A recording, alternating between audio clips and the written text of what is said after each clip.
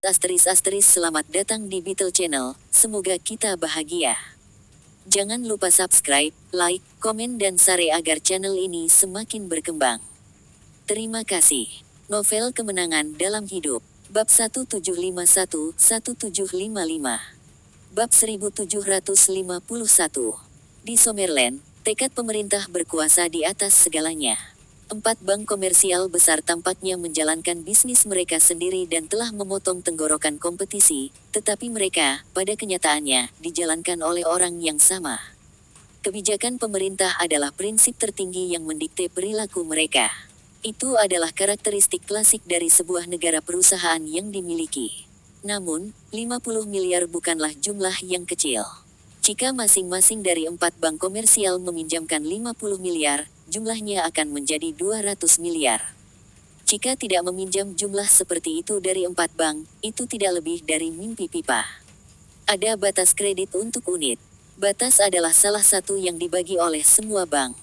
Bahkan untuk perusahaan yang bagus kualifikasi dan nilai pasar 1 miliar, jalur kreditnya hanya akan sampai 800 juta. Itu tidak akan pernah melebihi nilai pasarnya. Dan jika perusahaan mengambil pinjaman 800 juta dari bank komersial, tidak mungkin untuk mengambil pinjaman lain dari bank lain. Hanya karena itu telah memaksimalkan kreditnya mengutip. Jika bukan karena keadaan khusus seperti itu, bahkan Jasper tidak akan dapat mengambil begitu banyak uang pada saat yang sama dari 4 bank komersial besar. Setelah mendengar kata-katanya, raut wajah pangeran kecil, Lord Alvarado, Gale, serta perwakilan dari 3 besar kamar dagang, langsung berubah warna. Kewenangan untuk menginstruksikan para elit puncak yang bekerja di bawah Bank SBS memang tidak terbatas. Sementara pangeran kecil dan Lord Alvarado hijau karena iri. Kata Adele hijau karena iri, Adele berkata dengan santai, "Hei Royal, kamu meminta begitu banyak ketika kamu bahkan belum secara eksplisit menyatakan apakah kamu setuju untuk mengambil uang itu." "Aku baik-baik saja dengan itu." Pangeran kecil memotong untuk mengejar dan sepakat. Kedua pihak, Bank SBS dan UU, masing-masing mewakili pemerintah dan dunia usaha. Karena kekuatan utama dari kedua belah pihak mendukung penuh Jasper, dia mungkin akan dianggap sebagai orang yang pelit jika dia menolak mereka. "Aku juga baik-baik saja dengan itu," Lord Alvarado menyatakan persetujuannya. Orang sering mengatakan bahwa lengan tidak cocok dengan paha. Pangeran kecil dan Lord Alvarado tidak pernah berpikir bahwa mereka akan menjadi senjata di depan Jasper suatu hari nanti. "Tapi, Adele, kita semua sudah menyatakan posisi kita. Bagaimana dengan Brown?" Pangeran kecil berkata sambil tersenyum. Dia bukan seseorang yang bersedia menempatkan dirinya pada posisi yang kurang menguntungkan. Adele menjawab sambil tersenyum, "Kakakku sedang bermain dengan beberapa burung di belakang kamera. Apakah Anda ingin berbicara dengannya?" Ekspresi wajah pangeran kecil segera menjadi gelap. Dia berkata, "Tidak ada yang perlu dibicarakan dengan orang cacat. 50 miliar dari kamar 3 besar komers, 50 miliar lagi dari masing-masing dari 4 bank komersial besar, dan 50 miliar lagi masing-masing dari pangeran kecil dan saya sendiri, ini adalah jumlah 450 miliar.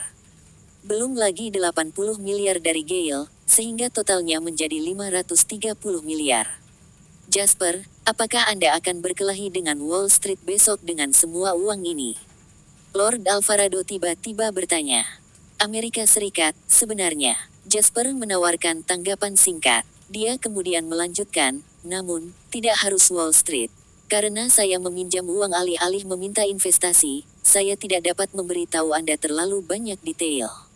Saya hanya harus memastikan bahwa saya dapat membayar Anda semua.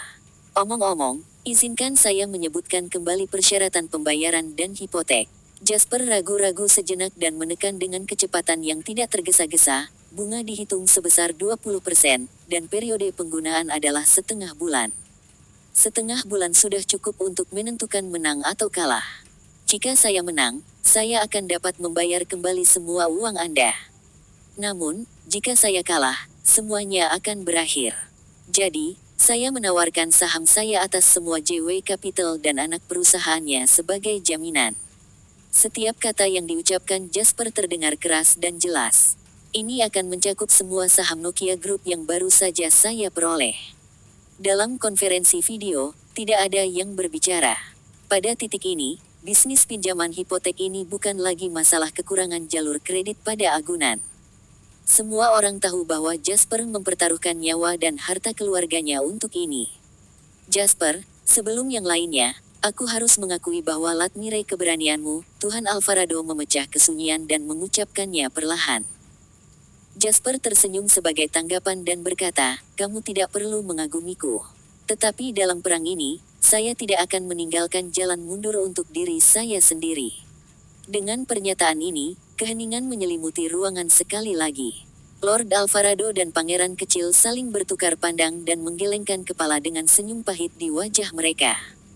Satu-satunya penjelasan yang mungkin adalah bahwa pemerintah adalah penilai karakter yang baik. Mereka pasti telah melihat melalui keturunan keluarga bangsawan dan akhirnya memilih Jasper. Karena keturunan keluarga aristokrat terutama yang elit dari keluarga papan atas dilahirkan dengan keunggulan yang signifikan, tidak dapat dihindari bahwa mereka lebih mampu daripada orang biasa. Namun, ketika sampai pada proses pengambilan keputusan pemerintah ketika memilih seseorang untuk menjadi contoh bagi bangsa, keturunan keluarga bangsawan ini bukanlah kandidat terbaik. Identitas atau latar belakang mereka tidak masalah. Yang diperlukan untuk menyembunyikan faktor-faktor ini dari orang-orang biasa adalah keinginan mereka sendiri dan pemerintah. Masalahnya adalah apakah mereka akan memberikan segalanya ketika pemerintah membutuhkan seseorang untuk memperjuangkan negara. Jawabannya adalah tidak. Mereka memiliki keluarga mereka.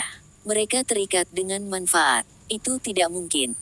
Oleh karena itu, mustahil bagi mereka untuk menggantikan Jasper. Sialan. Tiba-tiba, Lord Alvarado mengatupkan giginya dan berkata, saya akan menambahkan 8 miliar lagi. Jasper, tolong jangan menganggapnya sebagai jumlah kecil. Hanya ini yang saya miliki sekarang. Pangeran Cilik tampak heran. Jauh di lubuk hatinya, dia mengutuknya dengan panik di dalam hatinya. Kamu dengan alis lebat dan mata besar. Bagaimana Anda bisa berubah pikiran begitu tiba-tiba? Namun, dia tidak ketinggalan dengan menambahkan, oh, hanya itu yang kamu miliki. Jasper, saya akan menambahkan 10 miliar lagi. Lupakan yang lainnya, saya pasti akan berkontribusi lebih dari pria Alvarado. Lord Alvarado mencibir. Bukankah itu hanya 2 miliar lebih dari yang saya tawarkan? Lihat kamu pelit. Kamu bahkan tidak bisa mengeluarkan 2 lagi miliar, sang pangeran kecil membalas ejekan dia. Jasper berkata dengan canggung, baiklah, berhenti berdebat. Saya akan menerima uang ekstra dengan hati yang bersyukur, tetapi jika Anda mempercayai saya, uang ekstra ini akan dihitung sebagai investasi, bukan pinjaman. Apa kau masih di dalam? Pangeran Kecil dan Lord Alvarado tidak lagi menganggap enteng situasi ini. Mereka saling memandang sekali lagi dan mengangguk bersamaan. Persetan itu, Anda sudah bertaruh dengan hidup Anda, jadi mengapa kami peduli dengan jumlah uang yang sedikit ini? Jasper tersenyum dan berkata, Anda tidak akan menyesal. Konferensi video berakhir setelah detailnya diselesaikan. Perwakilan dari masing-masing kekuatan secara bertahap meninggalkan pertemuan. Sebelum Gale mematikan videonya, dia tiba-tiba bertanya, anak licik, seberapa percaya diri kamu? Jasper menyeringai, mengapa kamu bertanya, Tuan Tua Hurlbut? Apakah Anda juga berencana untuk menyumbangkan lebih banyak dana? Apakah itu pinjaman atau investasi? Setelah ragu-ragu sejenak, Gale menggelengkan kepalanya. Tidak apa-apa, lupakan. Dengan itu, dia mematikan kameranya. Jasper tertawa kecil. Orang tua licik ini terlalu berhati-hati biasa. Namun, sebanyak kehati-hatian membawa orang sukses, itu juga dapat mempercepat kejatuhan mereka. Tidak ada yang tahu pasti rencana Jasper. Jika Gale juga orang yang bereinkarnasi, dia mungkin akan menggunakan semua yang dia miliki. Dia tidak akan hanya meminjamkan uang kepadanya, dia juga tidak akan pernah ragu kemudian menyerah. Namun, Jasper memahaminya. Bagaimanapun, itu adalah jumlah dana yang besar dan kuat, dan tidak ada yang berani bertaruh dengannya. Lagi pula, apa gunanya Gale bertarung di usianya? Yang paling penting adalah bahwa Jasper memperlakukannya secara berbeda. Bisnis adalah bisnis pasti, mereka akan bekerja dengan satu sama lain ketika ada kesempatan untuk kemitraan, tetapi dalam kasus lain, mereka hanya akan memikirkan mereka. Urusan sendiri. Sama seperti hukum. Jasper telah mengizinkan Tuan Tua Lau mengikuti jejaknya tanpa keberatan. Begitu dia berhasil, hukum tidak akan terkalahkan. Itulah inti dari satu dekade pembangunan di Amerika Serikat. Satu tetes saja sudah cukup untuk mengubah seekor semut menjadi seekor gajah dalam sekejap. Pada akhirnya, tepat saat Jasper akan mendapatkannya dia menangkap Adele menatapnya tersenyum. "Kenapa kamu masih di sini?" tanya Jasper heran. "Aku perlu berbicara denganmu secara pribadi." "Oh, bukan aku, maksudku saudaraku. Si lumpuh yang bermain dengan burung. Tentu, dia bisa datang. Sekarang setelah orang-orang dangkal itu pergi, waktu yang Anda tunggu-tunggu telah tiba." Bab 1753. Bibir Jasper berkedut. Dia tidak bisa lagi temukan dalam dirinya untuk menyemburkan keluhan lain.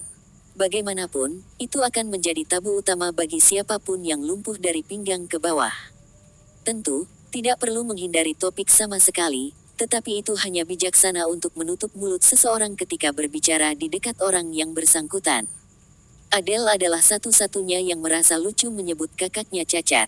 Selain itu, tampaknya Brown yang lumpuh juga tidak memiliki pendapat tentang nama panggilan yang tidak senonoh itu. Bahkan pangeran kecil dan Lord Alvarado diizinkan untuk memanggilnya seperti itu. Dia tampaknya menjadi orang yang sangat santai. Kesan yang dia tinggalkan pada Jasper selalu menjadi misteri karena mereka belum pernah bertemu secara langsung. Sejauh ini, Jasper hanya bertukar beberapa kata dengannya dalam 2 kesempatan melalui Adele. Yang pertama adalah ketika Jasper menyarankan untuk bertemu secara langsung. Itu juga saat pertempurannya dengan Amerika Serikat dimulai. Yang kedua adalah penolakan langsung dari Brown yang lumpuh. Dia harus mengakui bahwa dia agak ingin berbicara langsung dengan pemimpin muda yang diklaim telah memadatkan bakat ibu kota selama 1 abad terakhir. Dalam bingkai, Adele bangkit dan meninggalkan kursi. Beberapa saat kemudian, seorang pria muda di kursi roda muncul di depannya sambil tersenyum. Kesan pertamanya tentang Brown yang lumpuh adalah biasa-biasa saja. Dia tampak biasa saja. Dia mengenakan pakaian biasa dan satu-satunya hal yang membuatnya berbeda adalah kursi roda yang mencolok. Selain itu, bagaimanapun, tidak ada yang begitu istimewa tentang dia. Jika dia dilemparkan ke dalam kerumunan, dia tidak akan menonjol tidak sama sekali. "Jadi, ini pertemuan pertama kita." Brown yang lumpuh tersenyum dan memulai percakapan. Jasper mengangguk dan menjawab, "Memang sedikit tidak terduga, menurut saya, tetapi semuanya tampaknya berada pada waktu yang tepat. Apakah Anda keberatan menguraikan?" Ketertarikannya terganggu. "Biasa, terlalu biasa. Jadi, saya kira ini yang mereka sebut pertapa hebat di jalan yang bising." Jasper tertawa. Sambil tertawa terbahak-bahak, Brown yang lumpuh berkata, "Aku suka apa yang kamu katakan." "Apakah kamu mabuk, Jasper? Kenapa kamu membunyikan klaksonnya?" Suara kesal Adele terdengar dari luar bingkai. Mereka berdua mengabaikannya. "Ketika kamu membutuhkan bantuan, katakan padaku," kata Brown yang lumpuh dengan tenang. Kata-katanya yang sederhana memenuhi Jasper dengan kegembiraan. Akhirnya, pria lumpuh ini tidak bisa menahannya lagi. Yang terbaik adalah memainkannya dengan telinga. "Saya yakin Anda bisa menangkap peluang yang sempit itu," kata Jasper. Si pincang Brown mengangguk. "Mengerti, besar." Panggilan itu dengan cepat berakhir setelah percakapan singkat ini. Ketika Brown yang lumpuh mengakhiri panggilan video, Adele meniup atasannya. "Hanya itu yang ingin kamu katakan?" Dia mendengus tidak percaya. Bab 1754. "Ya, kita sudah selesai," kata Brown yang lumpuh, seolah-olah dia tidak menyadari bahwa dia sedang mengamuk. "Apa? Aku bahkan tidak mengerti apa yang kamu katakan. Juga, apakah Anda mendapat izin untuk mengakhiri panggilan? Aku bahkan belum bertanya tentang langkah selanjutnya." Dia mulai perlahan, "Tolong singkirkan pikiranmu. Ini adalah masalah serius dan Tuhan tahu berapa banyak orang yang memperhatikan kita. Jadi, kecuali jika Anda ingin menerima omelan kakek, perlakukan diri Anda sebagai penonton. Anda tidak boleh berpartisipasi dalam masalah ini, Anda juga tidak boleh mengikuti tren." Suaranya menjadi keras ketika dia mengucapkan beberapa kata terakhir. Meskipun dia tampak seperti orang yang santai yang tidak akan kehilangan kesabaran bahkan ketika disebut lumpuh, nada suaranya saat ini berat dan dia memancarkan aura otoritas yang bergunung-gunung. Tidak ada kemarahan dalam kata-katanya, tetapi itu terdengar muram. Adele menepuk dadanya dan berkata dengan sedih, "Aku tidak akan mengikuti, kalau begitu. Kenapa kau begitu jahat padaku?" Dalam sekejap, dia menjadi baik hati lagi dan berkata, "Tidak apa-apa menjadi penonton.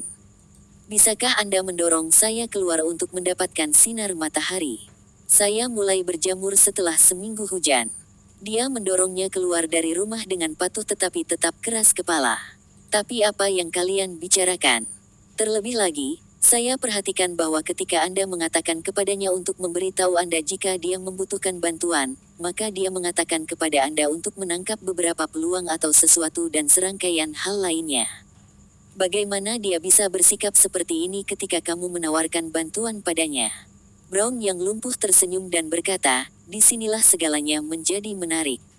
Anda lihat, dia telah meminjam uang dari cukup banyak kekuatan.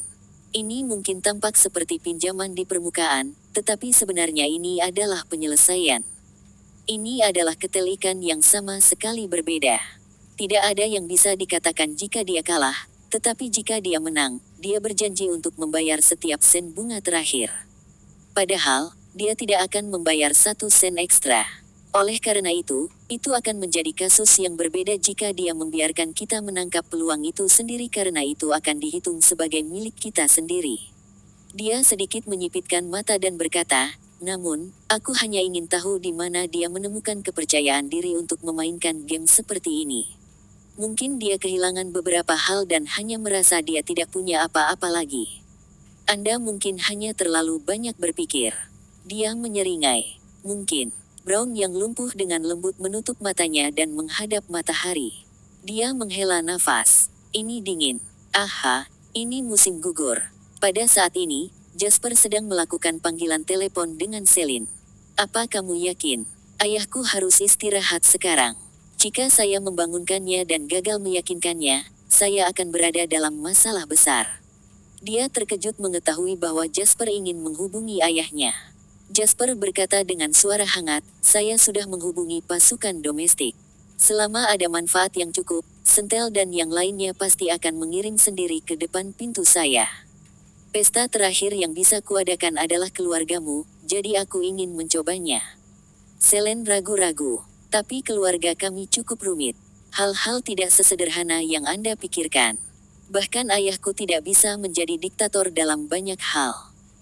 Jangan bicara tentang bagaimana saya tahu, tetapi selama manfaatnya cukup, orang akan tahu pilihan yang tepat untuk dibuat dan pilihan ini akan dibagikan oleh patriark serta keluarga secara keseluruhan. Keluarga Maynard di Amerika Utara memiliki 6 generasi selama beberapa abad. Saya yakin mereka mengerti ini." Mendengar apa yang dia katakan, Celine menggertakkan giginya dan berkata, "Oke, beri aku waktu sebentar." 10 menit kemudian, dia menerima email yang dilampirkan dengan klip video dari Celine. Setelah dia mengklik ikon, tidak butuh waktu lama untuk layar menyala. Latar belakang dalam video adalah sebuah studi dengan rasa sejarah yang mendalam dan kursi kayu persik.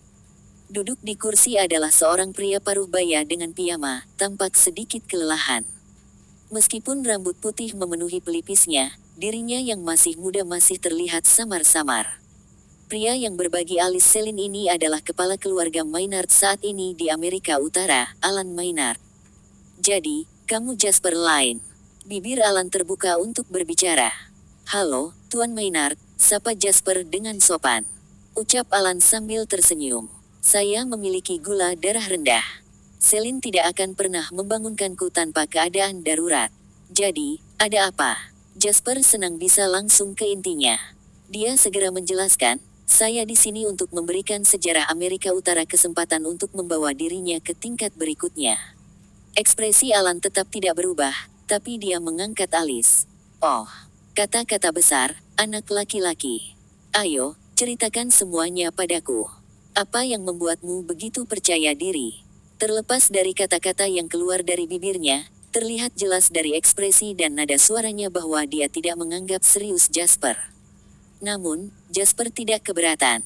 Dia berkata dengan lembut, keyakinan dan kepastian saya berasal dari beberapa gejolak keuangan yang akan terjadi di Amerika Serikat.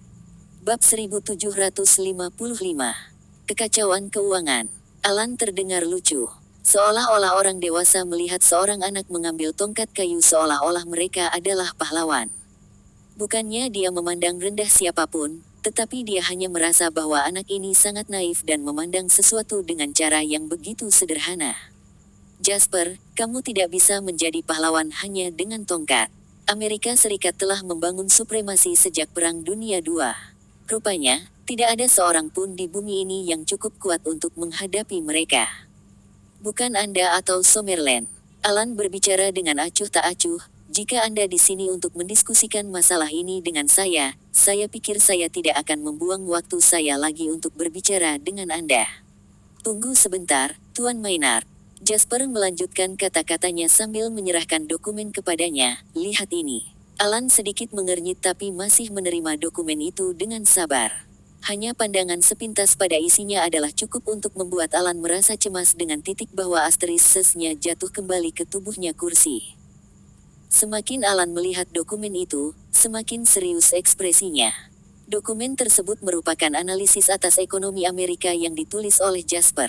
Alan tidak akan seheboh itu jika aku itu hanya semua penting. Jasper ingat bahwa, setelah pecahnya krisis subprime pada tahun 2008, pemenang hadiah Nobel Ekonomi dan timnya membutuhkan waktu 3 tahun untuk menulis laporan survei ekonomi yang berisi materi yang sama yang sekarang dia bagikan dengan Alan.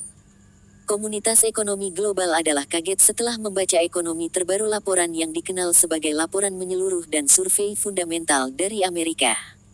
Laporan ini tidak hanya menguraikan akar penyebab krisis subprime mortgage di AS, tetapi juga memberikan evaluasi terhadap Amerika Serikat, negara terbesar di dunia, secara rinci. Presiden baru di Amerika Serikat membuat pidato kenegaraan pertamanya berdasarkan laporan ekonomi. Belum lagi laporan itu sekarang dirilis 10 tahun sebelumnya, artinya laporan itu keluar tepat sebelum hipotek tertinggi pecah, yang dengan sendirinya membawa dampak yang besar dan mendalam. Lebih dari 1 jam berlalu. Alan telah membaca laporan dengan penuh perhatian selama 1 jam terakhir sementara Jasper dengan sabar menunggu. Alan memejamkan mata dan berpikir setelah membaca laporan itu. Dia kemudian berkata, apakah Anda menulis laporan ini? Tidak peduli betapa tidak tahu malunya Jasper, dia tidak akan menerima pujian untuk hal seperti itu. Karena itu, dia berkata, saya menemukan ide dan kerangka kerja sementara tim profesional saya menyelesaikan detailnya. Aku cukup yakin anggota Akademi Ilmu Sosial dari Academy of Social Sciences dari Summerland juga ikut menulisnya, kan? Saya ragu bahwa organisasi sipil yang normal dapat menulis laporan seperti itu, kata Alan. Ya, kamu bosnya. Apapun yang Anda katakan adalah benar. Jasper tidak mengatakan apa-apa, dan hanya tersenyum. Jika dia berpikir begitu, biarlah, tidak ada gunanya menggambar seluruh gambar. Aku baru saja membacanya secara kasar, tetapi setidaknya butuh waktu lama untuk memahami isinya dengan benar. Isu dan laporan serupa sebenarnya telah dibuat oleh tim sumber dari Washington dan kantor penelitian ekonomi di pihak saya. Tidak ada yang pernah menulis laporan sedetail dan sedalam milik Anda. Ini benar-benar menakjubkan. Jasper menunduk sambil menyesap tehnya. Hah. Laporan tentang krisis subprime ini membutuhkan waktu 3 tahun untuk menghasilkan pemenang hadiah Nobel Ekonomi dan timnya. Selain itu, ditulis setelah krisis subprime, dengan melihat ke belakang pada perkembangan ekonomi negara dari tahun 1980 hingga krisis subprime pada tahun 2008. Ini adalah proses yang panjang selama 28 tahun. Tim paling otoritatif di dunia di bidang ekonomi menulis laporan setelah menyaksikan sejarah dengan mata kepala sendiri, tetapi kami melihatnya dengan pandangan ke depan karena ini sebelum krisis subprime pecah.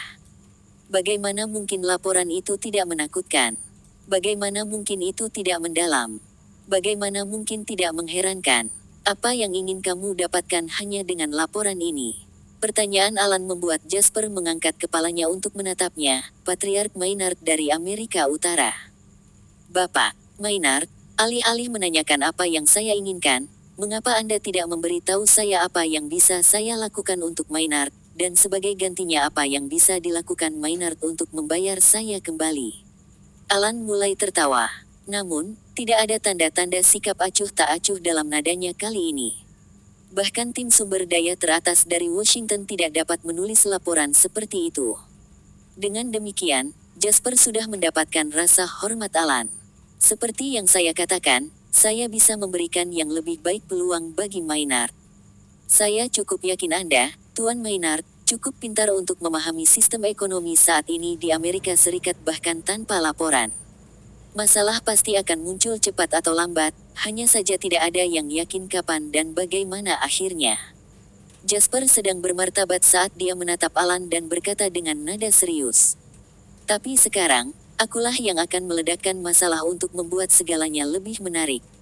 Bayangkan berapa banyak keuntungan yang akan diperoleh Maynard dari tsunami finansial ini yang akan menyapu seluruh Amerika Serikat dan menyebar ke seluruh dunia jika mereka dapat memanfaatkan kesempatan itu.